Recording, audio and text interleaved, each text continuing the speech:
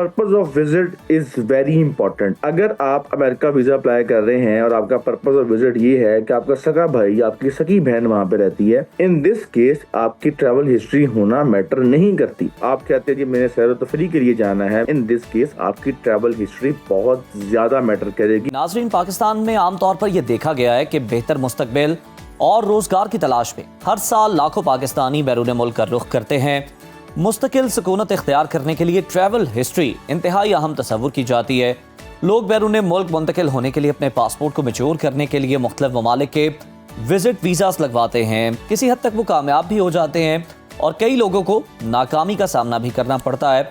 UK, Canada, अमरीका, Germany के visit वीज़े का हुसूल कैसे मुमकिन है, इसी पर बात करने के लिए आज हमारे साथ प्रोग्राम में मौजूद हैं मारूफ वीज़ा कंसल्टेंट अजीम कासिम साहब। अजीम साहब, वेलकम टू सुनो पाकिस्तान। सबसे पहले तो हमारे नाजरीन की आसानी के लिए, सहूलत के लिए ज़रा तफसीलन बताइएगा कि किसी भी मुल्क का विजिट वीज़ा हासिल करने के लिए ट्रैवल हिस्ट्री आपकी स्ट्रॉन्ग होना कितना अहम है? थैंक यू सो मच जी। देखें, सबसे पहले तो डिपेंड करता है कि आप किस कंट्री में अप्लाई कर रहे हैं वीज़ा। जैसे आपने 4 कंट्रीज़ के नाम लिए हैं, यूएसए, कनाडा, जर्मनी, यूके। इन चारों मुल्क में ट्रैवल हिस्ट्री बहुत मैटर करती है। But the purpose of visit is very important. मैं बार बार ये अपने क्लाइंट से भी कहता हूँ, अपनी वीडियोस में भी कहता हूँ कि पर्पज ऑफ विजिट जो है ना, वो आपका बहुत क्लियर होना चाहिए। फॉर इंस्टेंस, अगर आप अमेरिका वीज़ा अप्लाई कर रहे हैं और आपका पर्पज ऑफ विजिट ये है कि आपका सगा भाई, आपकी सगी बहन वहाँ पे रहती है, इन दिस केस आपकी ट्रैवल हिस्ट्री होना मैटर नहीं करती। क्यों? क्योंकि लाजमी नहीं है कि आपका एक भाई ऑस्ट्रेलिया भी रह रहा हो, आप उसको पहले मिल के आए तो फिर आप अमेरिका अप्लाई करेंगे। तो ये एक जेन्युइन केस है कि जहाँ पर आपका भाई अमेरिका में रह रहा है, सगी बहन वहाँ पे रह रही है, यहाँ पर आपके सर्कमस्टांसेस और तरह देखे जाएंगे। आप पाकिस्तान में क्या कर रहे हैं, आपके फाइनेंसेस कहाँ से आ रहे हैं। बट इन दिस केस आपकी ट्रैवल हिस्ट्री मैटर नहीं करेगी। बट फॉर इंस्टेंस, अगर आप कहते हैं कि मैंने सैर तफरी के लिए जाना है, मैंने टूरिज्म पर्पस के लिए जाना है, इन दिस केस आपकी ट्रैवल हिस्ट्री बहुत ज़्यादा मैटर करेगी। बल्कि इन दिस केस 80% आपकी ट्रैवल हिस्ट्री मैटर करेगी। अच्छा, आप इसके अंदर भी कुछ मिस्टेक्स हैं जो लोग करते हैं जी, और हमारे जो अक्सर ट्रैवल एजेंट्स हैं वो मिसगाइड करते हैं क्लाइंट्स को भी कि जी आप ऐसा करें, अभी ये लेट्स सपोज ये भी 2025 का स्टार्ट हुआ है, आप ऐसा करें जी, एक चक्कर लगा के आए थाईलैंड, मलेशिया, दुबई का, उसके बाद आप वापस आएंगे तो आपका हम यूएसए अप्लाई कर देंगे, आपका हम यूके अप्लाई कर देंगे। ट्रैवल हिस्ट्री कभी भी महीनों में ही बनती। आप एम्बेसी को चकमा नहीं दे सकते कि भाई मैं पिछले ये जनवरी फरवरी में मैं गया था दुबई, मलेशिया और थाईलैंड गया था, अब मार्च के अंदर जो है ना मैं यूएसए जा रहा हूँ। ट्रैवल हिस्ट्री हमेशा ओवर द पीरियड बनती है, साल में बनती है। आप 2016 में। अच्छा अजीम, अगर हम स्पेसिफिकली बात करें अमेरिका का विजिट वीजा कैसे और कितने दिन में हासिल किया जा सकता है? देखिए, पर्पस अमेरिका का वीजा लेने का पर्पस भी वही 3। अगर मैं विजिट वीजे की बात करूं तो पर्पस पूरी दुनिया में विजिट वीजे के 4-5 ही हैं। एक आपका ट्रैवल पर्पस है, ये टूरिज्म पर्पस है, मैं सैर तफरी के लिए जा रहा हूँ। एक आपका पर्पस है बिजनेस का, उसके आगे फिर कैटेगरीज हैं, कोई कॉन्फ्रेंस आ रही है, कोई एक्सपो आ रही है, कोई पर्सनल मीटिंग आ रही है, कोई इंस्पेक्शन करने जानी है आपने किसी गुड्स की। उसके बाद फिर आपका मेडिकल पर्पस है कि भाई मैं वहाँ पे इलाज करवाने के लिए जा रहा हूँ। इसके ऊपर भी बहुत ज़्यादा मिसअंडरस्टैंडिंग है लोगों को। और एक आपका पर्पस है जी कि मैं फैमिली विजिट है, मैं वहाँ पर अपने बहन भाई को मिलने जा रहा हूँ। इसके अलावा कुछ प्रोफेशनल पर्पसेस होते हैं, जैसे मीडिया वालों के कुछ कैटेगरी सेपरेट की हुई उन्होंने।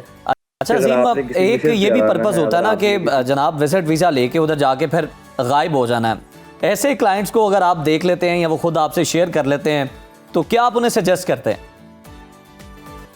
देखिए, विजिट वीजा के ऊपर जाके वहाँ पे जाके गायब हो जाना, वहाँ पे जाके साइलेंट कर देना, ये सिर्फ वो लोग कर सकते हैं और वो लोग अफोर्ड कर सकते हैं जिनका यहाँ पर कुछ भी नहीं है पाकिस्तान में, जो यहाँ पर एक बहुत पैथेटिक तरह की लाइफ यहाँ पे जो है ना वो गुजार रही है, ना इनकम है ना कुछ। क्योंकि साइलम के बाद वहाँ पे जो लाइफ है ना अमेरिका में, कनाडा में, यूके में, वो लाइफ इजी नहीं है।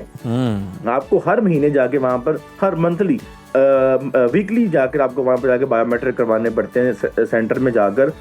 और फिर आपको वकीलों को हज़ारों पाउंड के अंदर फीस देनी पड़ती है, डॉलर में फीस देनी पड़ती है, और उसके बाद कुछ को वर्किंग राइट्स मिलता है, कुछ को वर्किंग राइट्स नहीं मिलता। ये भी डिपेंड करता है अदालत के फैसले के ऊपर कि क्या वो आपको वर्किंग राइट्स देती है कि नहीं देती।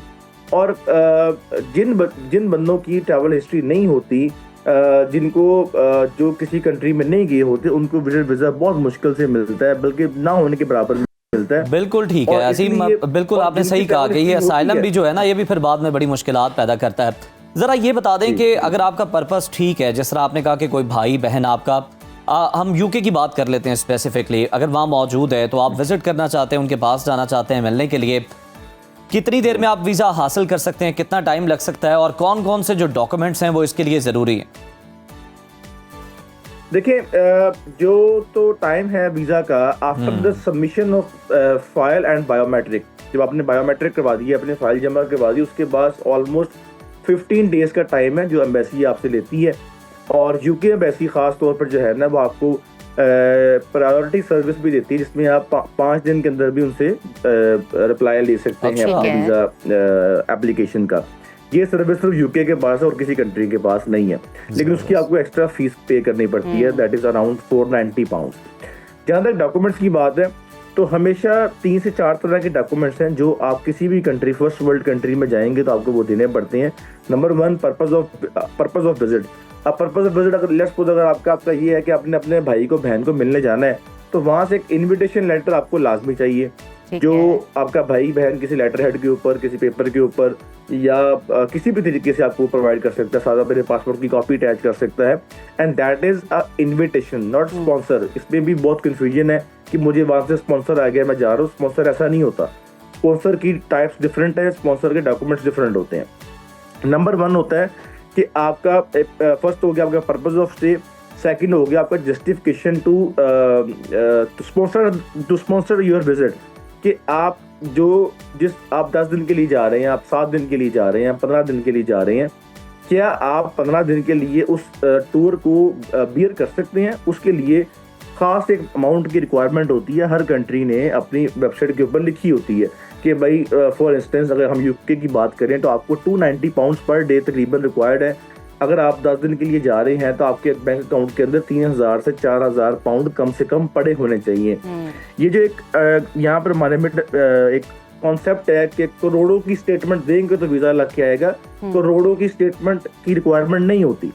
रिक्वायरमेंट उस स्टेटमेंट की है जितने दिन आपने वहाँ पर रहना है। अगर आपने वहाँ पर 15 दिन रहना है तो जो एक रिक्वायरमेंट, एक स्पेसिफिक अमाउंट की रिक्वायर्ड है उनकी यूके की, उसको 15 से मल्टीप्लाई करें, वो अमाउंट आपने अपने अकाउंट में रखनी है और उसके बाद आपने वीजा फाइल कर देना है।